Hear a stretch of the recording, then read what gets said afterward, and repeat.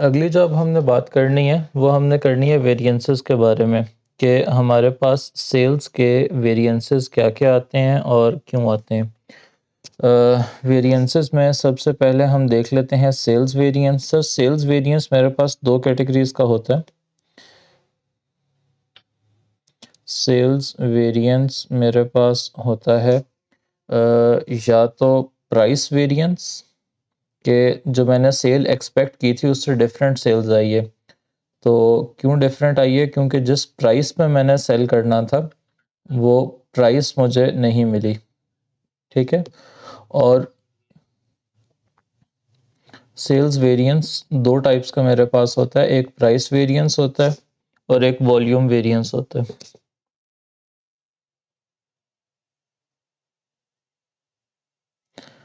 Price variance मैं किस तरह से निकालूंगा? Actual price minus budgeted price. अब ये जो actual price minus budgeted price है ये तो आ गया कि एक यूनिट में कितना वेरिएंस आया है।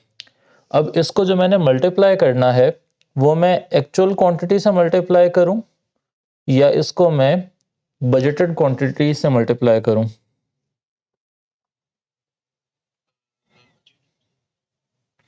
सर ये वेरिएंस आएगा किस पे? बजटेड क्वांटिटी पे आएगा या एक्चुअल पे आएगा? तो पर मल्टीप्लाई किससे करना चाहिए? तो इसको मैं एक्चुअल क्वांटिटी से मल्टीप्लाई कर दूंगा कि असल में जितने यूनिट सेल किए हैं उनमें इतना वेरिएंस आया है। ठीक है।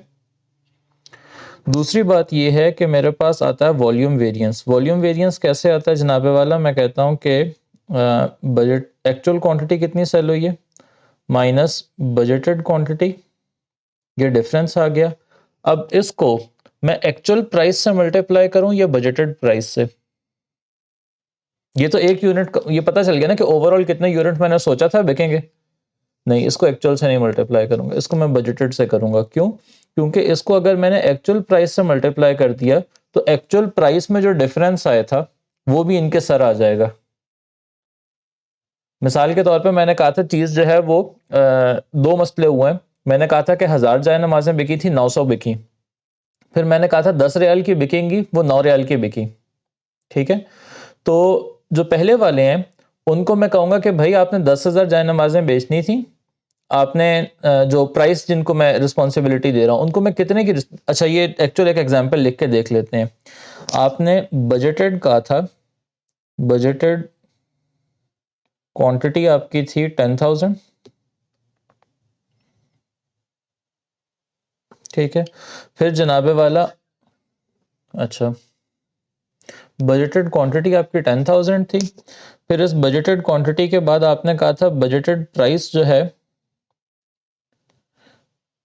वो 10 है, 10 रियाल है या $10 है। ठीक है। तो आपकी बजटेड रेवेन्यू कितना आएगा?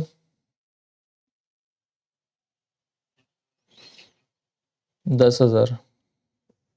1000 थी ना बजटेड? मैंने 10,000 लिखा हुआ, मैंने 10,000 लिखा हुआ तो ये 1 लाख आएगा। सही कह रहे हैं आप। ठीक हो गया। इतनी बात समझ आ गई? अच्छा, अब एक्चुअल क्वांटिटी मेरी कितनी है? एक्चुअल क्वांटिटी मेरी सेल हुई है, इसमें बहुत सारे सिनेरियोज बन सकते हैं, हम बस एक लेके अभी चलते हैं। एक्चुअल क्वांटिटी लेट्स से कि मेरी सेल हुई है 9,000। चीज़ बिकी भी उससे कम है जितनी मैंने एक्सपेक्ट की थी और चीज़ सेल भी उससे कम प्राइस पे हुई है जितनी मैंने एक्सपेक्ट की थी। तो एक्चुअल क्वांटिटी मेरी 9,000 आ गई और एक्चुअल प्राइस किस पे सेल हुआ? एक्चुअल प्राइस मेरा सेल हुआ $9 पे। ठीक है जी। तो कितनी आएगी मेरी एक्चुअल सेल्स?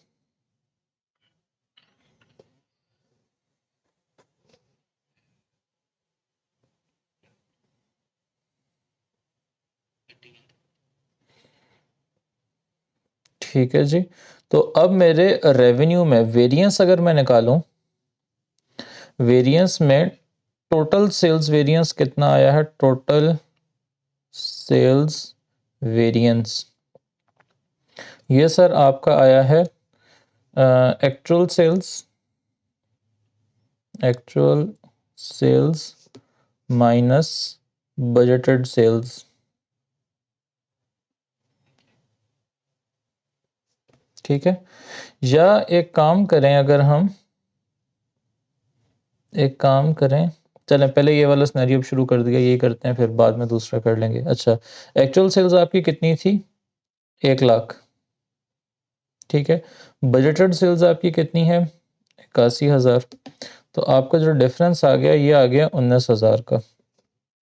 ठीक है, और ये सॉरी उल्टा मैंने लिखा है, एक्चुअल सेल्स आपकी 81 है और बजटेड सेल्स जो है वो आपकी 100,000 थी। ठीक है, तो आपका नेगेटिव 19,000। नेगेटिव का मतलब है ये फेवरेबल है या एडवर्स है?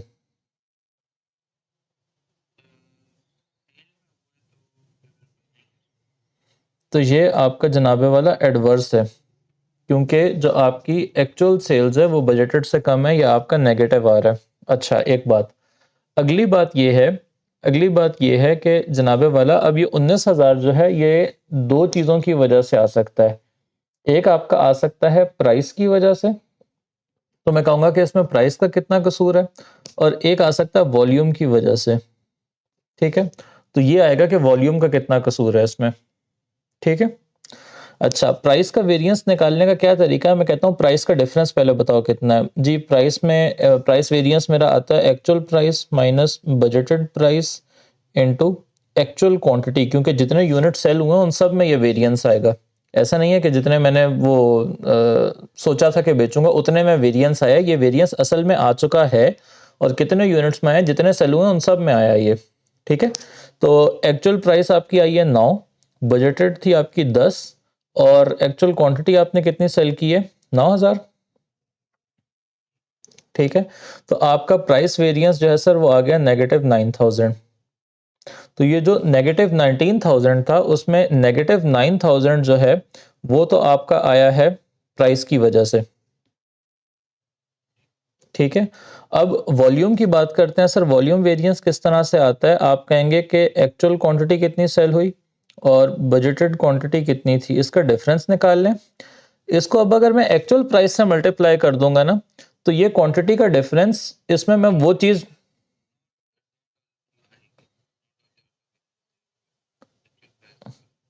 तो इसको बजटेड प्राइस पे मैंने निकालना है कि मैंने सोचा कितना था कि यूनिट सेल होंगे, उस उतना ही इल्जाम आपको देंगे।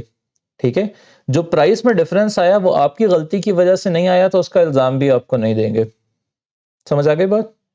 अच्छा, तो एक्चुअल क्वांटिटी आपकी कितनी सेल हुई है जनाबे वाला? एक्चुअल सेल हुई है 9,000। आपकी बजटेड कितनी थी? 10,000। और बजटेड प्राइस आपकी कितनी थी? 10।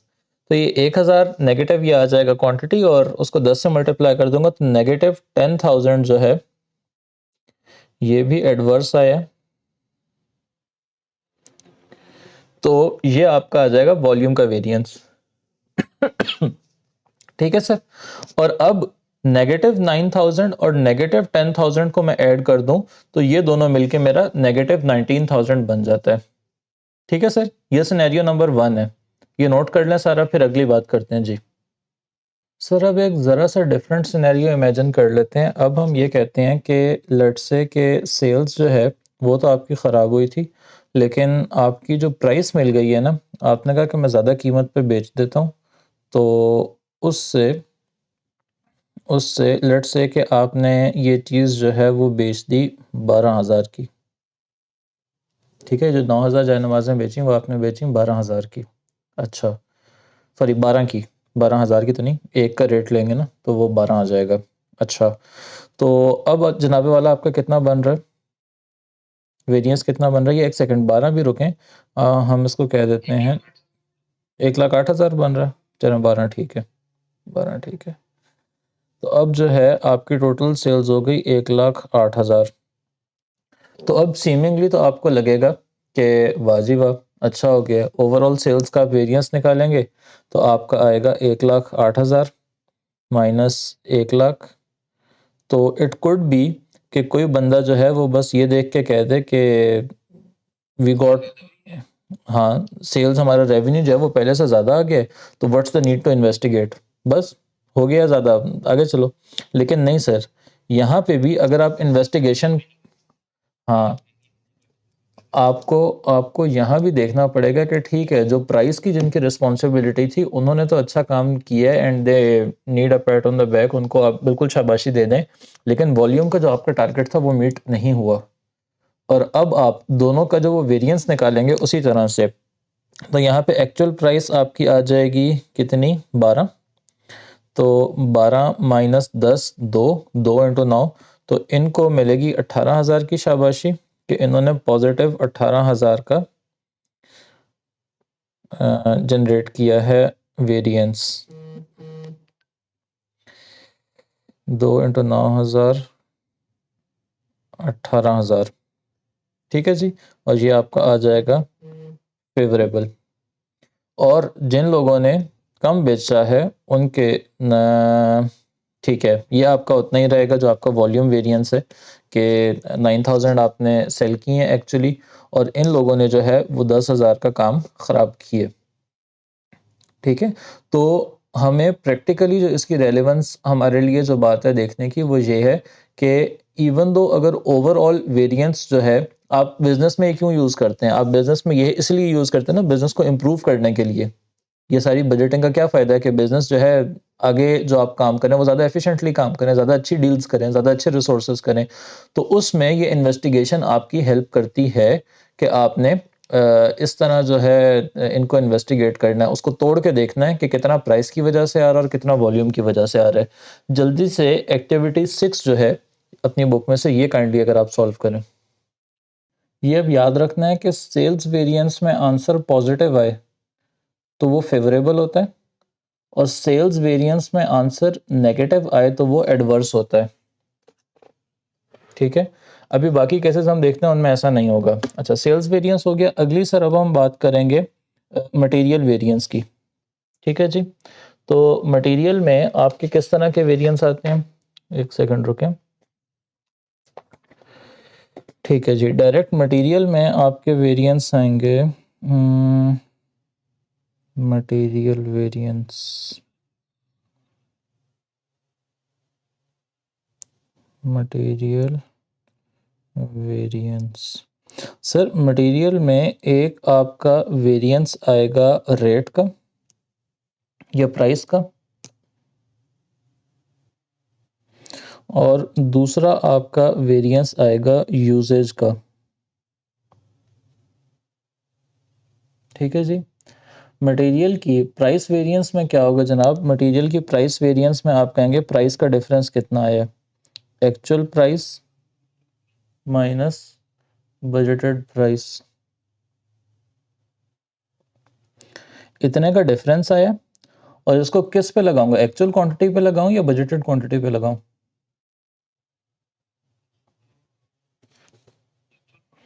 एक्चुअल क्वांटिटी पे, क्योंकि ये जो डिफरेंस आएगा वो असल में जितने यूनिट्स खरीदूंगा उन सब पे ये वेरिएंस आ रहा है, ठीक है। यूजेज के लिए मैं क्या कहूँगा, मैं कहूँगा actual quantity minus budgeted quantity, और इसको एक्चुअल प्राइस पे लगाऊं या बजटेड प्राइस पे लगाऊं? इसको मैं बजटेड प्राइस पे लगाऊंगा, क्योंकि आपकी जो प्राइस का डिफरेंस है उसका जिम्मेदार मैं उनको ना बना दूं कि जिन्होंने चीज़ के सिर्फ क्वांटिटी से वो डील कर रहे थे, एक बात। दूसरी बात ये है सर कि अगर आपका मटेरियल का वेरिएंस पॉजिटिव आए, लेट्स से कि मटेरियल की प्राइस का वेरिएंस आपका पॉजिटिव आ रहा है, is that good for you और बैड फॉर यू?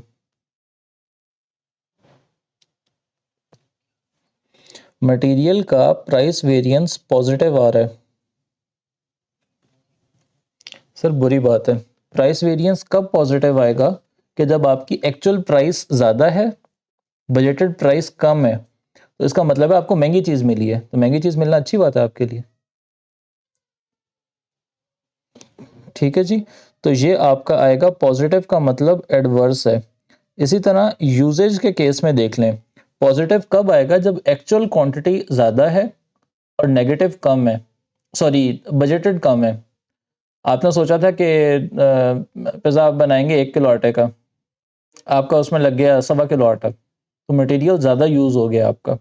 तो ये ज़्यादा यूज़ होना आपके लिए बुरा है। पॉजिटिव वेरिएंस जो है दैट शोज एडवर्स आउटकम। इसी तरह अगर आपका नेगेटिव आ रहा है तो इसका मतलब है कि आपका बजटेड ज़्यादा था। बाबा काम कर रहे हैं, ठीक है। बजटेड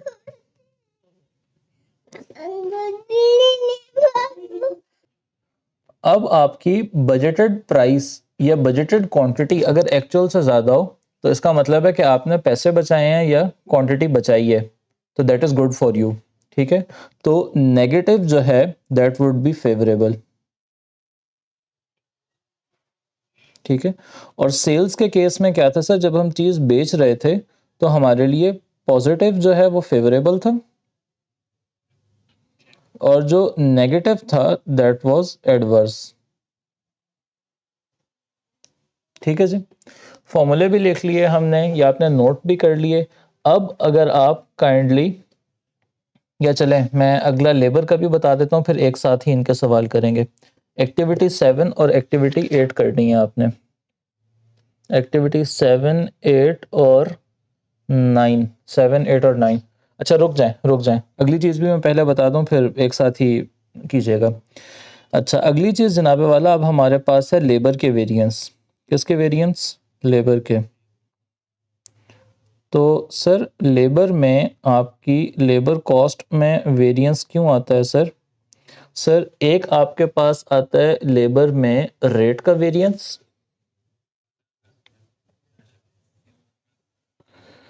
या आपके पास आएगा रेट का वेरिएंस कि मज़दूरों ने तनख्वाह वेज ज़्यादा मांगी है, या आपके पास आएगा एफिशिएंसी का वेरिएंस कि उन्होंने टाइम जो है वो कम या ज़्यादा काम में ज़्यादा टाइम में काम किए, काम जो है वो कम या ज़्यादा टाइम में किए। अच्छा रेट का वेरिएंस सर आपका किस तरह आएगा?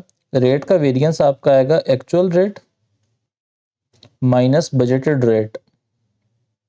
इस रेट के वेरिएंस को किस क्वांटिटी पे लगाऊं, एक्चुअल पे या बजटेड पे? एक्चुअल क्वांटिटी पे लगेगा, क्योंकि मजदूरों को जो तनख्वाह देनी है, जो रेट का डिफरेंस आएगा असल में, तो उनको जो असल जितना उन्होंने एक्चुअल आवर्स काम किए उस पे वो रेट अप्लाई होगा ना। तो ये आपके आ जाएंगे एक्चुअल आवर्स, ठीक है। अच्छा दूसरी बात ये है कि एफिशिएंसी का किस तरह से निकलेगा सर? एफिशिएंसी में ये होगा कि मैं कहूँगा कि एक्चुअली उन्होंने इतने आवर्स काम करना था, सॉरी बजटेड इतने आवर्स काम करना था और एक्चुअली इतने आवर्स काम किया, उन दोनों का डिफरेंस निकाल लिया तो आवर्स का डिफरेंस आ जाएगा। ये आवर्स के डिफरेंस को एक्चुअल रेट से मल्टीप्लाई करूँ या स्टैंडर्ड, इसको बजटेड रेट या स्टैंडर्ड रेट से मैं मल्टीप्लाई करूँगा। बजटेड रेट भी कह देते हैं, स्टैंडर्ड रेट भी कह देते हैं, ठीक है जी। एक बात तो ये तो हो गई कि इनकी कैलकुलेशन किस तरह होगी। अगली चीज ये है कि इसमें पॉजिटिव आएगा तो फेवरेबल है या एडवर्स है?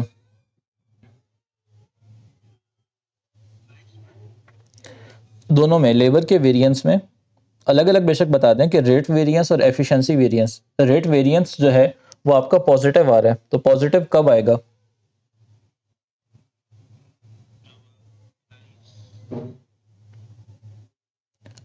पॉजिटिव तब आएगा जब एक्चुअल रेट ज्यादा है, मजदूरों को जितने आपने सोचा था उससे ज्यादा आपने तनख्वाह दी है, ठीक है। तो ये आपका पॉजिटिव जो है ये आपके लिए एडवर्स है, बुरा है आपके लिए। इसी तरह एफिशिएंसी क्या है? एफिशिएंसी में पॉजिटिव कब आएगा? जब आपने सोचा था कोई काम 1 घंटे में हो जाएगा और वो 2 घंटे में हुआ है, तो अगेन पॉजिटिव आ रहा है तो आपके लिए एडवर्स है कि ज़्यादा टाइम में काम हो रहा है, तो ये आपके लिए अनफेवरेबल है। इसी तरह नेगेटिव कब आएगा? नेगेटिव तब आएगा जब आपने सोचा कि किसी मजदूर की लेट से कि तनख्वाह जो है मुझे 4,000 रुपये फी घंटा देनी पड़ेगी और आपको देने 3,500 रुपये पड़े हैं, तो that is favourable for you. इसी तरह अगर आपने ये सोचा था कि कोई काम जो है वो 4 घंटे में होगा और 4 की बजाय वो आपका 1.5 घंटे में काम हो गया या 3.5 घंटे में काम हो गया, तो you have saved hours, answer आपका नेगेटिव आएगा, लेकिन this is favourable for the business, ठीक है सर। तो अगेन हमें ये तीनों सेल्स, मटेरियल और लेबर, इनका वेरिएंस कैलकुलेट भी आना चाहिए, करना आना चाहिए, और उसकी इंटरप्रिटेशन भी आनी चाहिए कि अगर पॉजिटिव आंसर आ रहा है तो क्या मतलब है, नेगेटिव आंसर आ रहा है तो क्या मतलब है। ठीक है जी। अब अगर आप काइंडली एक्टिविटी 7, 8 और 9 कर लें